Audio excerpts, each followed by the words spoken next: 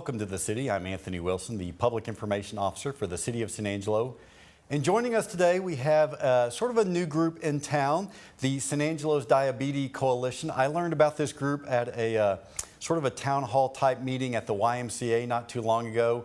And knowing that diabetes is a very serious concern, health concern here in our community, I thought it was appropriate that we had these two ladies on to help us understand more about the Diabetes Coalition. So with us is Leslie Hines and Mary Montez. Am I pronouncing your name correctly? Yes, I should have asked you that before we went on air. But anyway, thank you guys for being with us. Thank you for having us. Yes. So Leslie, you serve as the program coordinator for the San Angelo Diabetes Coalition.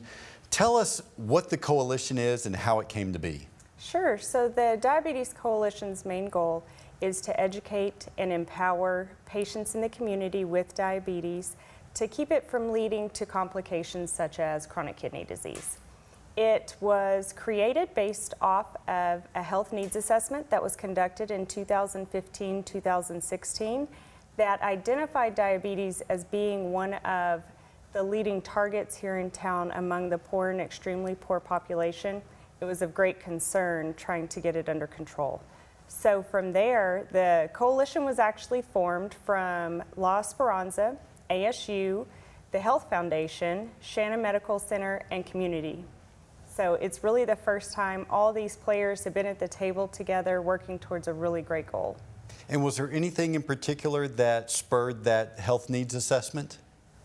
It was conducted by ASU and funded by the Health Foundation to try to determine kind of where a focus. They wanted to create a coalition here in town, but they weren't sure what the focus should be. So the health needs assessment actually identified diabetes, mental health, and dental care as being the top three concerns, with diabetes being the one they felt like they could really impact. So for those who may not have a good understanding of diabetes, the disease, explain what's involved with that and how it impacts the people who are affected by diabetes. Sure. So diabetes is where your body either doesn't make insulin or it doesn't make enough. And if your blood sugars are too high for too long, this can really impact your kidney function, eyesight. It can lead to neuropathy in your feet and your hands. So it's definitely something the coalition wants to educate patients on early so that they don't experience those complications later on. And obviously, as you said, the coalition was formed because diabetes is a serious and it's a growing concern in our community. How prevalent is diabetes in San Angelo? So in a recent state study, it reflected that in 2017, 12% of our county had diabetes, which is actually above the state average. And it estimated that by 2040, a quarter of our population here in the county would end up with diabetes. So it's very important that the coalition steps in now to try to prevent what we can with those with pre-diabetes, and then to educate those who already have diabetes so that it doesn't lead to the complications. Well, pre-diabetes, what exactly is that? So pre-diabetes is where their blood sugar is bordering on high for 2 or more doctor visits. And that's really the key spot where we can come in and adjust physical activity and nutrition so that they don't end up on a bunch of insulin later on. And so if you catch it at that stage, are you able to sort of divert someone from actually developing diabetes? You can, at least for a short amount of time. Sometimes genetics comes into play and it will develop anyways, but if we can get it early enough and educate the patient, it can really impact at least how long they go without developing diabetes. And what's the trend been as far as the number of people who are suffering from diabetes? I mean, obviously projected into the future, it's supposed to rise, but have we seen an acceleration of that in recent years? In recent years, they have seen an acceleration of the type 2 diabetes, especially in adolescents. Adolescents used to be more of the type 1 diabetes, and then adults would be type 2, and that's no longer the case. And so let's talk about those two different types of diabetes. Mary, how many people suffer from type 1 diabetes, which, as Leslie said, is more sort of genetic in nature? In 2015, the CDC did a report or did a survey, and about 5% actually have type 1 diabetes. The rest are pretty much type 2 diabetes. They get it as adults or as young adults. So distinguish for our viewers, and by the way, when you mention CDC, that's the Centers for Disease Control. Yes. But yes. distinguish for our viewers the difference between type 1 diabetes and type 2. Type 1 diabetes is where your pancreas and your insulin, it doesn't make enough insulin.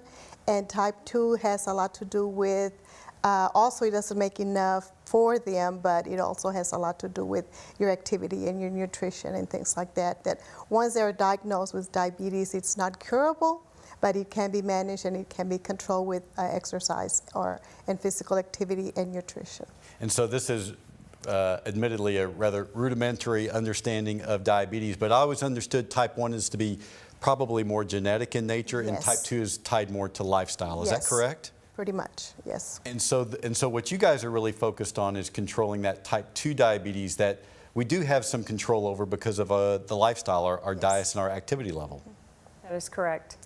So Leslie, does diabetes lead to other serious health concerns and comorbidities? It absolutely does. Chronic kidney disease is one of the big ones because it does lead to dialysis and possibly a kidney transplant later on. But having a high blood sugar over a long period of time can affect your eyesight. It can affect the neuropathy in your hands and your feet, as well as making you feel really terrible on a day in and day out basis. We've noticed that some of these patients come in with such a high blood sugar for such a long amount of time that they don't realize how bad they feel until they start getting it under control. You know, one of the things that I recently learned, and as we were talking before the show started, the city has a workplace wellness program for its employees, and you know, we're struggling with diabetes within our workforce just like everyone is. And while people may be able to come to work, they're not nearly as productive once they're here because they're suffering from diabetes or some similar disease. Absolutely, absolutely. And the high blood sugars can also lead to slow healing of wounds and being more susceptible to illness, especially during your flu and cold season.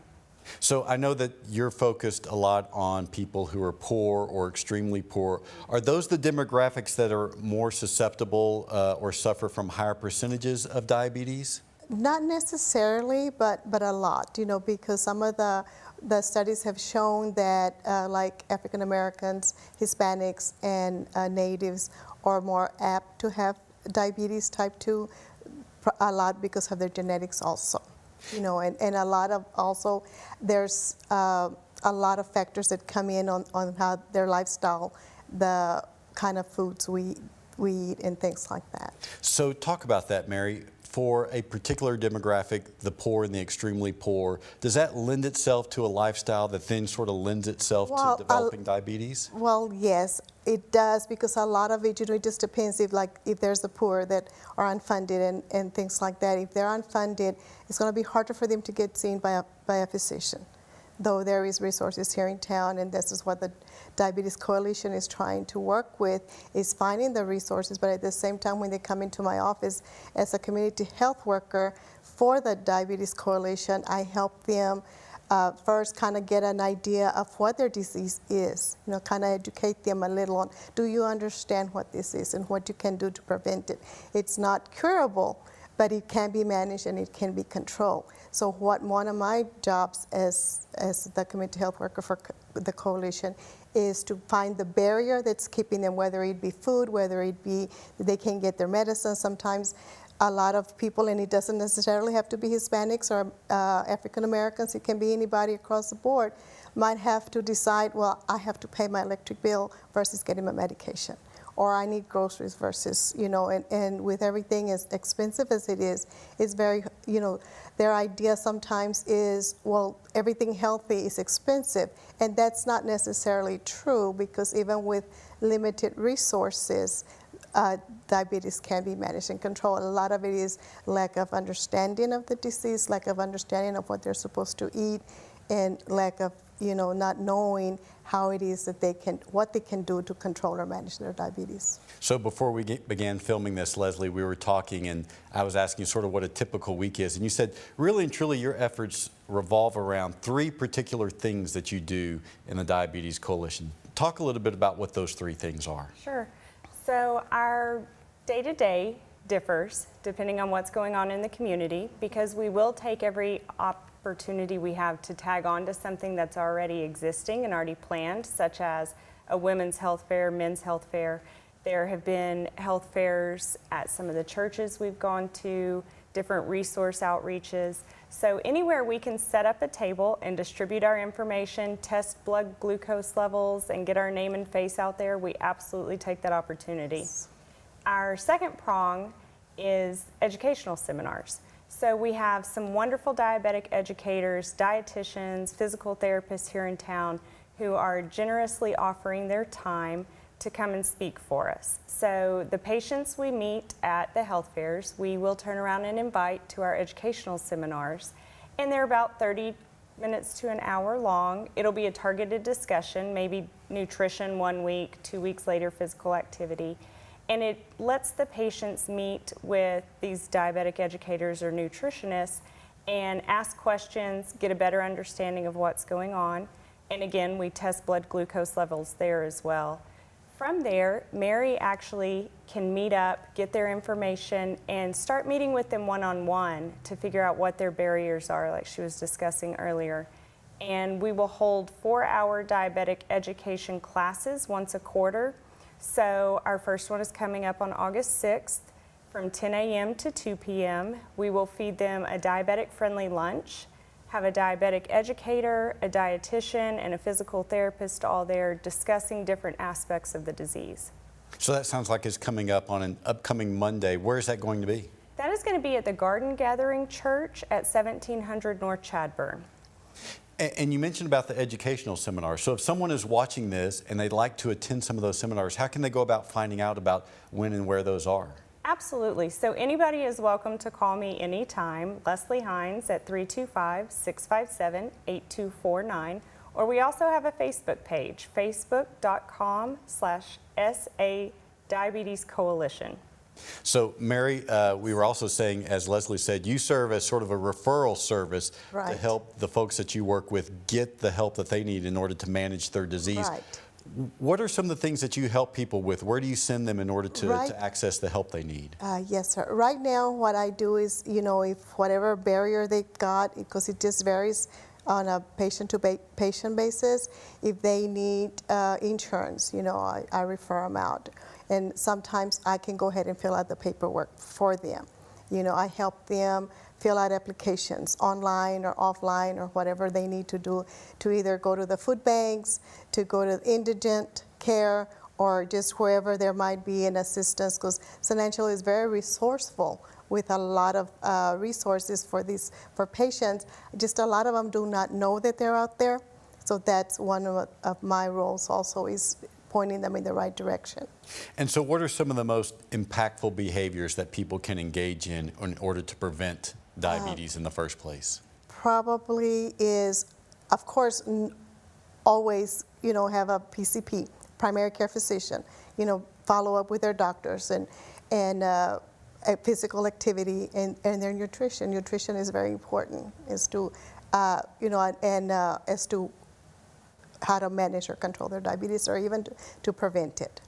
You mentioned nutrition, Leslie. Again, we were talking before the show, and you said it's really difficult for some folks because we tell them just eat healthy, and then healthy is not necessarily cheap or convenient for them. Absolutely.